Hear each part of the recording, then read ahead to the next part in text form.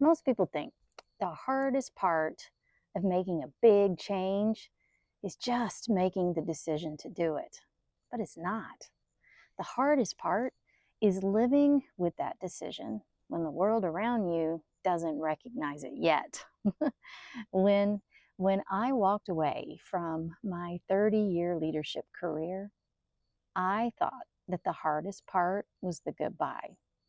Closing the door on the meetings, the emails, the titles, the constant grind. I expected that once I chose differently, life would immediately feel lighter. Like the moment that you drop a heavy backpack, after carrying it all day. And yeah, there was some relief, but there was also something no one warned me about: silence. I'd show up in spaces where people still saw me as the administrator and they expected me to play the old role. And in those moments, it hit me. The world doesn't update just because you do. And that silence, it can feel crushing if you don't understand it. Because here's what happens: your old environment still triggers your old identity. The reinforcement that used to keep you grinding, the praise, the recognition, the security, it's gone. And the new rewards haven't arrived yet. In behavior science, we call this extinction. It's the in between where the old behavior stops working. The new pattern hasn't been reinforced enough to feel real. And this is where most people honestly quit. Not because they weren't capable and not because the vision wasn't valid, but because they mistook the absence of applause for failure. But here's the truth: silence, it's not failure. Silence is the laboratory of transformation. The universe, or if you prefer, your own nervous system, is asking you, will you keep holding your frame when nobody else is clapping? Because identity, it doesn't cement in the moment of decision. It cements in repetition.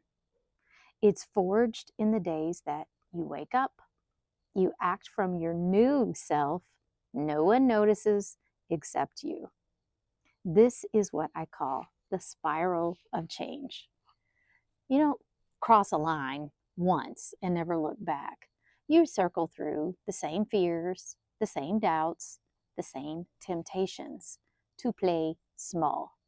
But each time you return with a little more strength and a little more clarity, a little more proof that this time you won't collapse into the old pattern. So think of a caterpillar turning into a butterfly. Metamorphosis, it looks magical on the outside, but inside that cocoon, it's chaos.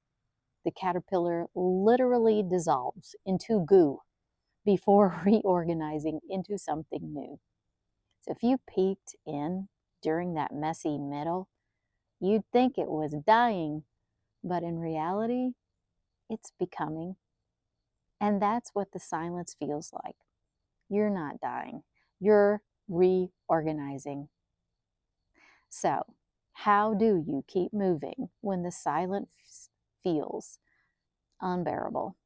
Reinforce yourself daily. Don't wait for applause. Track your small wins. Celebrate the fact that you showed up differently, even if no one else sees it yet. Rehearse the new identity. Literally, speak it out loud. I am someone who. Your brain learns who you are by what you rehearse. Then anchor to your why. When the world hasn't caught up, your deeper reason has to carry you through that. Without it, you'll default back to comfort.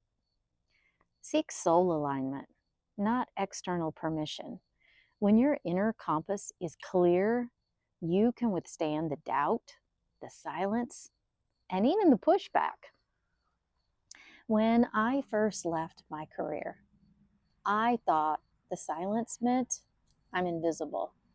But looking back, I see that silence was where I grew the most.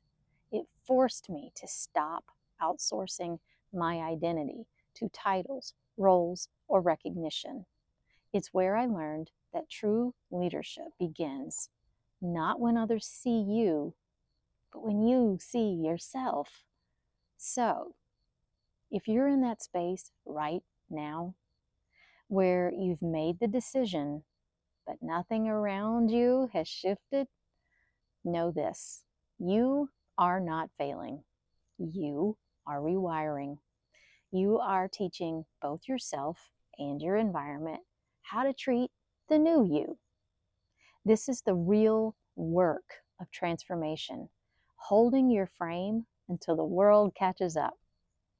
If this resonates, I would love for you to subscribe. Each week, we dive into the science and the soul of navigating change. So you don't just perform differently, you become someone new in the process.